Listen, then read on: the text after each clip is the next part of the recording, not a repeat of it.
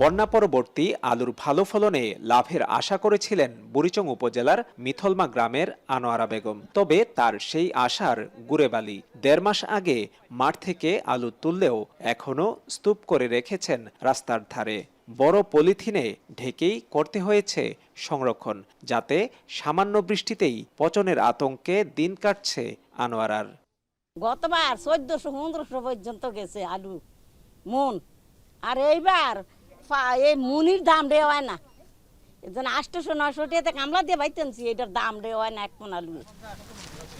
চলতি বছর জেলার বুড়িচং, চান্দিনা, বরুড়া ও দেবিদ্বার উপজেলায় ফলন ভালো হলেও আলু নিয়ে সীমাহীন ভোগান্তিতে পড়েছেন কৃষকরা। হিমাগারের সামনে ঘন্টার পর ঘন্টা অপেক্ষা করেও আলু রাখার সুযোগ মিলছে না। অভিযোগ করছেন হিমাগার সিন্ডিকেটের দখলে থাকায় বঞ্চিত হচ্ছেন অনেকে।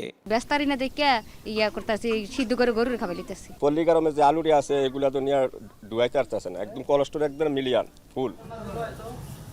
কৃষকরা বলছেন বর্তমানে 12.5 থেকে 15 টাকায় আলু বিক্রি করতে হচ্ছে তাদের, যাতে উৎপাদন খরচও উঠছে না। এদিকে হিমাগারে রাখতে না পারায় কম দামে আলু বিক্রি করতে বাধ্য হচ্ছেন কৃষক। কোন আলুর প্রায় আমার খরচ পড়ে ৬০০ টাকা, বাজারে নিয়ে ৫০০ টাকা আলু বেচন লাগে, ৫০ টাকা গাড়ি ভাড়া, ৩০ টাকা খাজনা। কৃষি অবস্থা দূর অবস্থা, তার কারণ আলু করে যারা করছে আলু সবারই লস। আলু বেচতে গিয়ে এখন কত টাকা বেচতেছে? ৪৫০ টাকা, নাহলে ৫০০ টাকা হাই। এদিকে সরকারি হিমাগার নেই বলে দায়সারা উত্তর কৃষি বিভাগের। যদিও কৃষকদের লোকসানের পেছনে মধ্যস্বত্বভোগীদের আধিপত্য, বাজার ব্যবস্থাপনার দুর্বলতা ও সংরক্ষণের উপযুক্ত সুবিধার অভাবকে দুষছেন কর্মকর্তারা।